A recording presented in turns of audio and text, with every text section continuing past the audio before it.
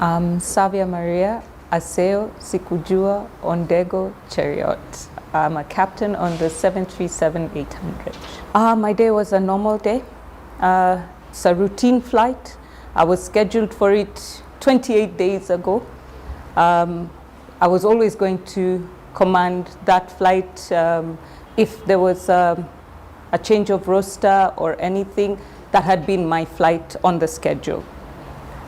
So we arrived into Mumbai with the team on the Tuesday morning, rested, and were ready to start our day. Mine started uneventfully. Had a chat with my husband, went to the gym. That day I felt very strong, did 10 kilometers on the treadmill. And when I went to the room to have a chat with my family is when I got the news. And on the family thread, and from there, you know, it was a sad moment, you know, and my comment on the group was like, oh, that's such a sad thing to happen, what a sad day. And yeah, finished my chats, decided to go have lunch, had my lunch, prepared myself for the coming flight that evening with no inclination at all, because there was preparations, having heard that he was at Cochin, you know, and we are Chhatrapati, Mumbai, you know, it's completely two different airports. So it never occurred to me that it would be us. So as I was preparing myself to rest for the flight is when my boss sent me a message asking me, hi, how are you? How's the team in Mumbai? This is not an unusual message from my boss. He checks up on the crew, checks up on stations. I just figured maybe he was asking something about the flight, you know. And that's when he said, oh, okay. I know you've heard what's happening in the country. I said, yeah, I have. It's a sad day. And he said, so since you guys are there, kazi kwenu, you know, and that's how it is, yeah. And that's what happened. We got the briefing.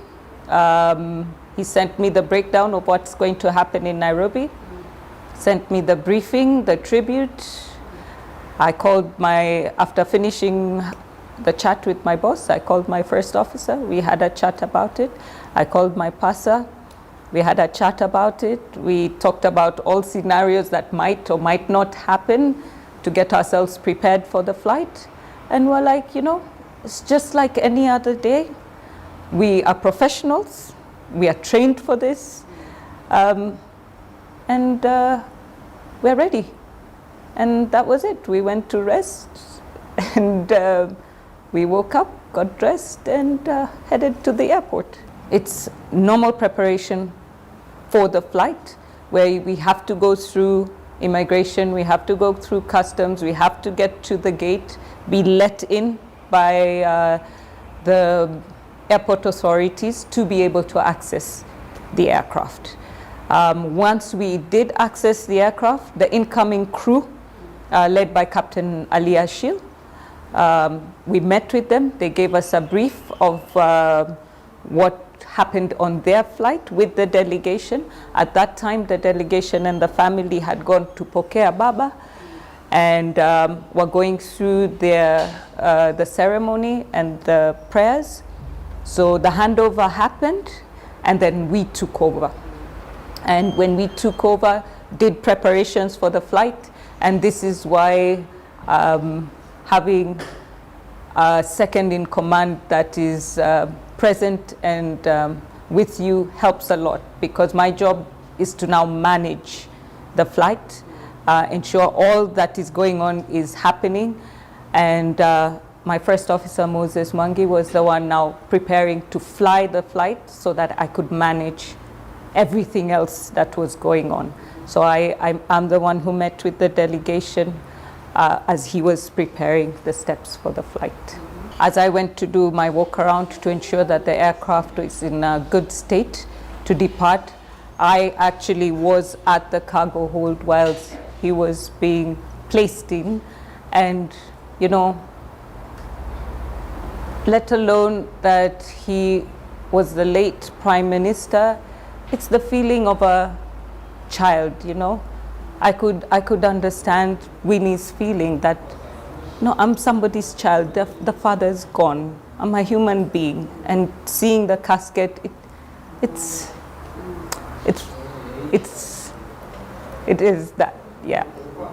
So absolutely, it's all about humanity in terms of mtoto watu amepoteza baba, it's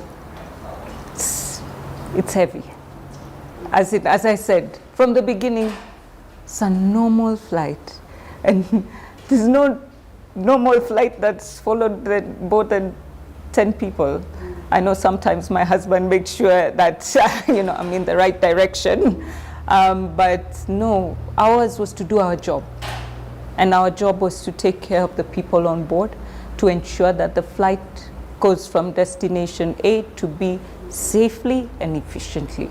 So all as you're saying, most track, we came to find this out later, much later after we landed, and were trying to figure out how we'll get home.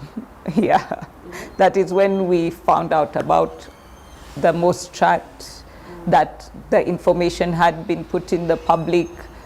For us, we were doing our jobs. Kenyans are resilient people, are strong people, are together people, and for me to come in for Baba and Winnie and the family that was on board, I could just feel the love from the people to them, and that's all I could think of. What a blessing to this family.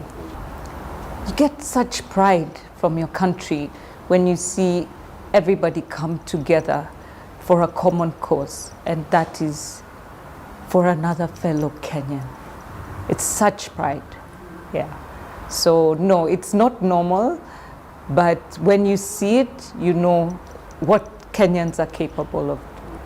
The moment I was apprehensive was at the point where now the borders were in front of the aircraft, the crowd had surrounded the aircraft. I still had passengers on board that I was responsible for. And at that moment, my team again, led by Jason, rallied, and we were able to get the buses to disembark the passengers. Once the passengers had gotten on the bus and were safely whisked away, we secured ourselves in the aircraft, and it was what it was. After that, all you could do is look outside and say, wow, like, I can't believe this has just happened. As a female pilot, I'm glad that the ladies, the girls can see we're out here, we're making it happen. There is still a lot more room for many, many, many more. Don't give up, don't let it go, don't think it's too difficult, don't think, yes, sometimes, you're not around, but with the support system of your family, your partners, it can happen. It's a beautiful job, and it's there for all of us.